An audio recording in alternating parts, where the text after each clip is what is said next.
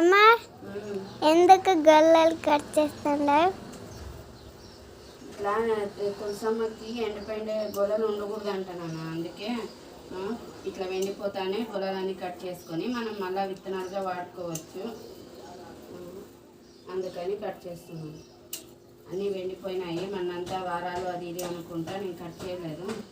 అందుకే ఇప్పుడు ఈరోజు కట్ చేద్దామని చెప్పి ఇంకా కట్ చేస్తున్నాను.